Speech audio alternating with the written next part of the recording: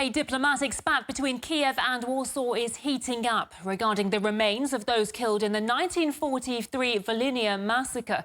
Poland has requested Ukraine exhume the bodies of the victims, saying Kiev owes them after all their support amid the current conflict. The issue has met a stalemate, with the two sides viewing the shared history in quite different ways.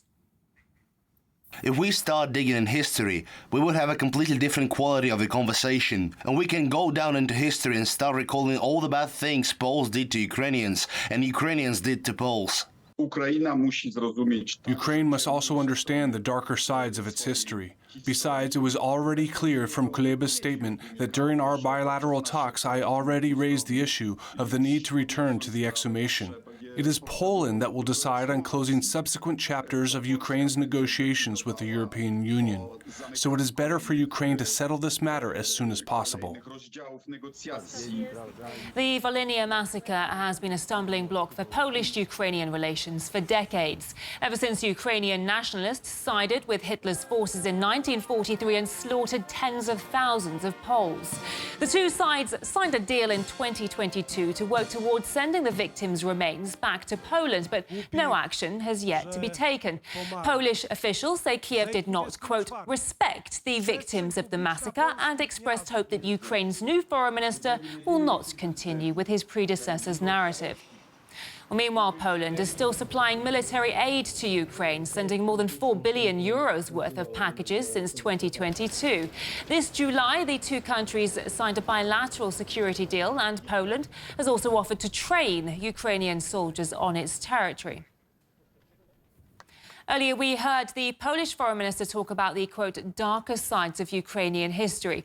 In 2023, Warsaw condemned Ukrainian officials for celebrating the birthday of Stepan Bandera, a notorious Nazi World War II collaborator who is widely currently considered a hero in Ukraine.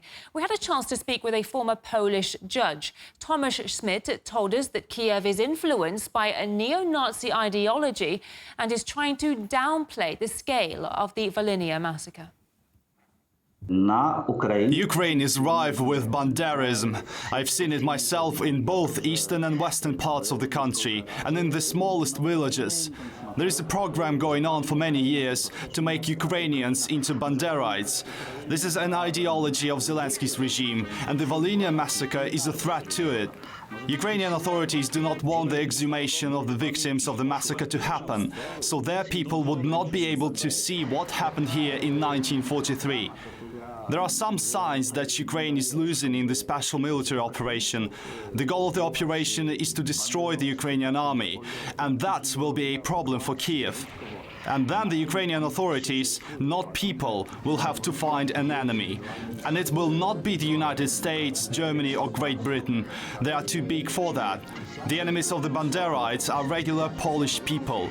That's why many Ukrainians think that the Banderism ideology is likely to make the Poles their enemies, saying, why did Ukraine lose? That's because Poland didn't send enough weapons or enough help.